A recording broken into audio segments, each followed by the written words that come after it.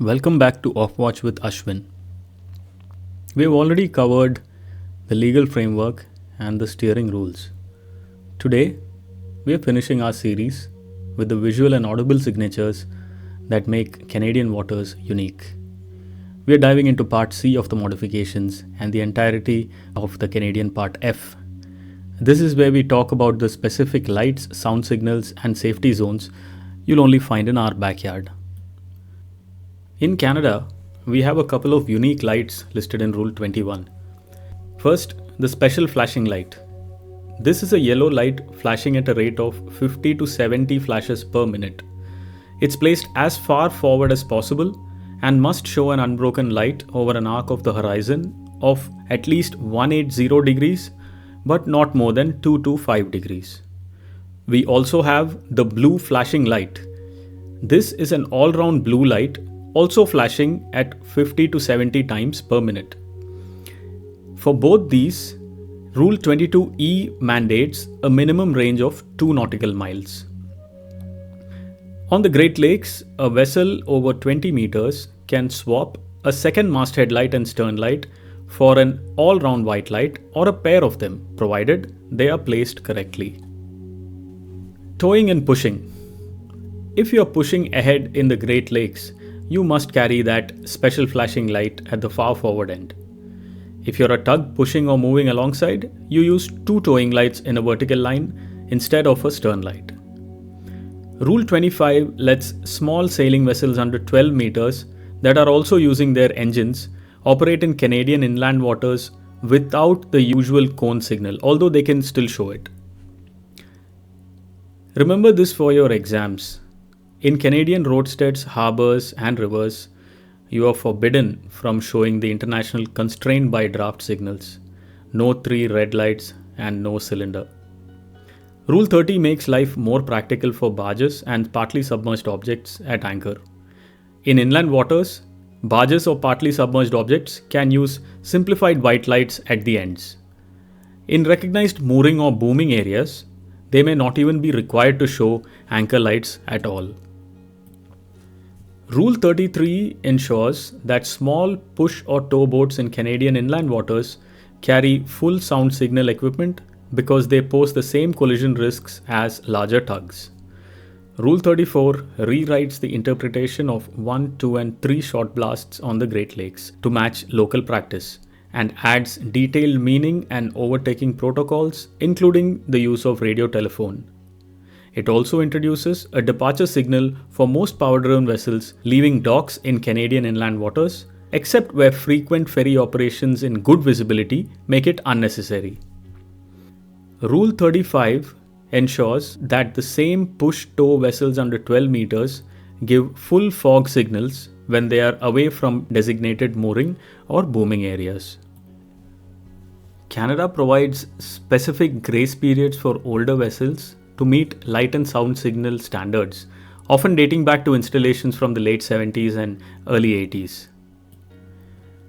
That covers Rule 38 and the transitional exemptions for older vessels navigating our waters. With the standard COLREGs and their Canadian modifications behind us, we are moving into the final and most specialized part of the regulations. Part F of the Canadian Collision Regulations is a unique set of Canada-only rules that do not exist in the International COLREGs. These additional regulations, spanning Rules 39 to 46, are designed to address specific operational requirements within Canadian waters and the Great Lakes Basin. As per Rule 39, in inland waters, vessels with dangerous goods must show an all-round red light or flag Bravo when not underway, and just the flag Bravo when underway. As per Rule 40, if your vessel is under 20 meters or made of non-metallic materials, you must carry a radar reflector capable of detection at 3 GHz and 9 GHz where practicable. Rule 41 essentially bans the use of radar transponders in the main marine radar bands, except in cases of distress or where the minister authorizes carefully controlled offshore uses that don't interfere with navigation radar.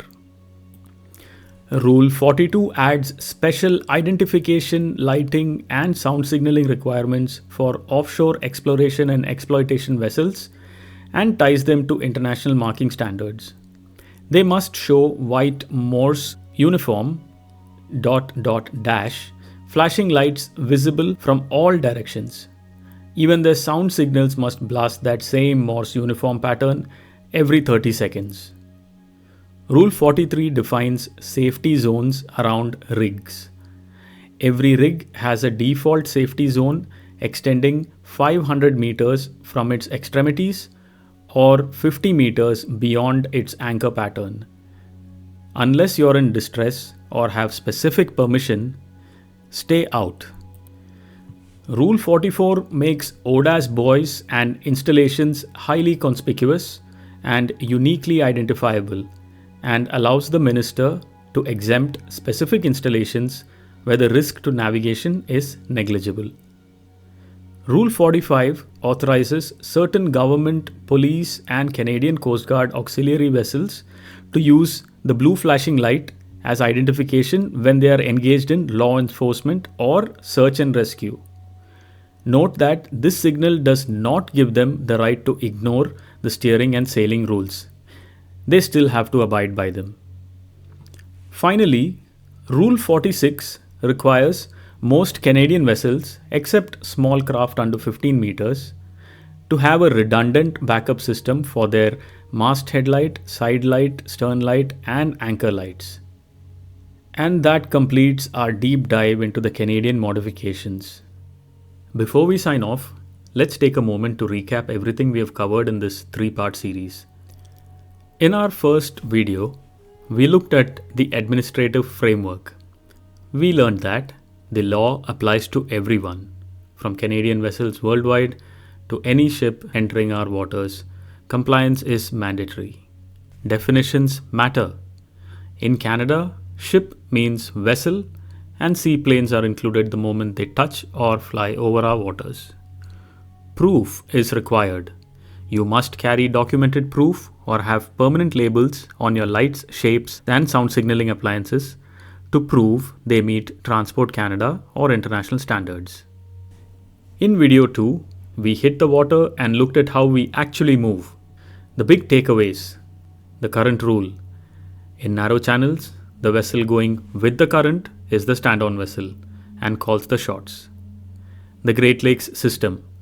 We use a unique whistle system and prioritize agreements between vessels to keep traffic moving safely. Safe speed. Passing works in progress like dredges or tows require extra caution and a speed that won't cause damage. And finally, today we covered the visual signals and the Canada-only rules. We identified the special flashing yellow light and the blue flashing light for government and search and rescue vessels. Also remember, you are not allowed to show the international constrained by draft signal in Canadian inland waters. We also looked at Part F, the strict 500-meter safety zone for offshore rigs, the Morse code uniform signals they blast, and the mandatory backup navigation light systems for vessels over 15 meters.